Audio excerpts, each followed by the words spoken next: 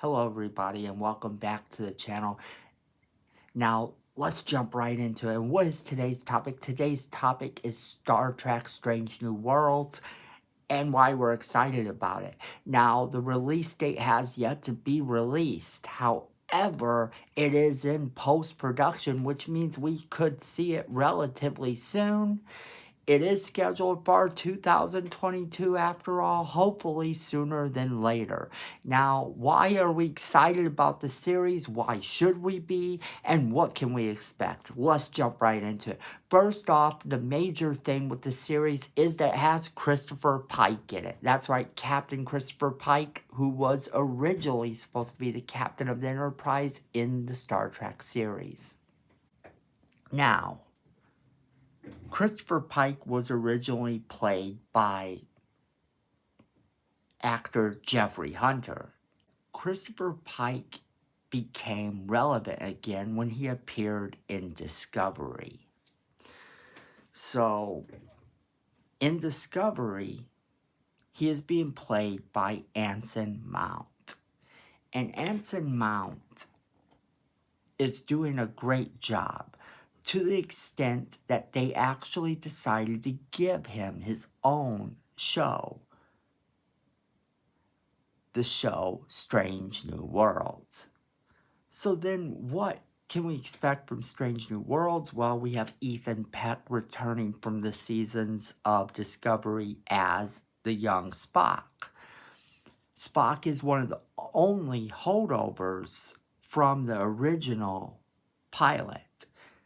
And then we get Una, aka Number One, played by Rebecca Romaine.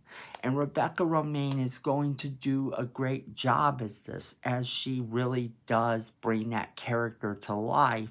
Now, the hope with this series is that it reverts us back to a more classic outfit within the Star Trek universe. The outfits that we're used to seeing in the original series, as we are now with this series approaching the time of the original series. So that would actually be pretty cool to see that happen, and I for one would be super excited for that. Seeing a resurgence of the original costumes would be great, and some of the original alien designs coming back. One of the biggest problems in Star Trek Discovery has been the portrayal of the Klingons, the design of the Klingons, because it doesn't match what we saw happen all the way back in Enterprise, which would be the first of the Star Trek series in canon. Like, chronologically, it would be the very first. And because we see the Klingons get a disease that turns them more human, and because they look, when we first see them, a little bit more like the Klingons we're used to seeing from the Next Generation, where is the Discovery's Klingons taking place then? Because they look much more monstrous, much more alien-like than even the Klingons we're used to seeing. Now, that being said, the classic Klingons and the Star Trek Next Generation Klingons have to blend together somewhere. And being that we know that in the original series, they look more human, what happens between Discovery and the original series? This show needs to answer that. That's what I feel. This show needs to answer that. We need to see the reasoning behind that. We've already kind of gotten a few hints within Discovery as to why that might be, but it's going to be really interesting to see how they play it out. And with Captain Pike being in charge, I expect that we're going to get to see a couple other classic aliens. Maybe the Gorn. Maybe we'll get to see some of the Ferengi, maybe. Although they didn't appear in the original series, it would be interesting to see them in this one.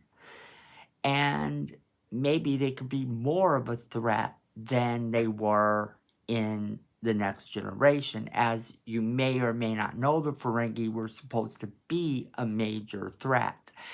And they didn't come across as a threat, so they ended up being kind of pushed back into a different role. Ultimately, the Borg became the big threat needed. Now, here's the other thing about that. What about the Borg? Could we see the Borg in this series? The Borg could potentially be seen in this series as Discovery is sort of started to set up this whole computer intelligence thing that ultimately could have resulted in the Borg being made. A lot of crazy little things could be being set up. Things that would have an influence and would blend right into Season 3 and Season 4 of Discovery.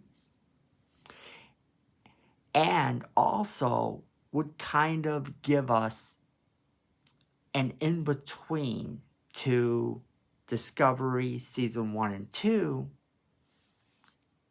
and the original series. And also it should be able to give us some hints as to what some of the unanswered questions are from a show like Enterprise.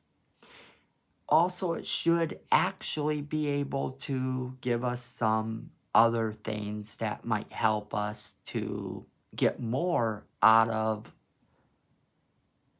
the Next Generation, Deep Space Nine, and Voyager. And then any show that comes after that. Alright, so that being said, let us know what you think in the comments below. YouTube likes to know what you think, and so do we. This is a fan discussion, and we want to know what you think as fans. Now, that being said, make sure you hit that subscribe button. YouTube likes it when you subscribe, and we definitely need more subscribers. Miko says so, and this little face would not lie to you.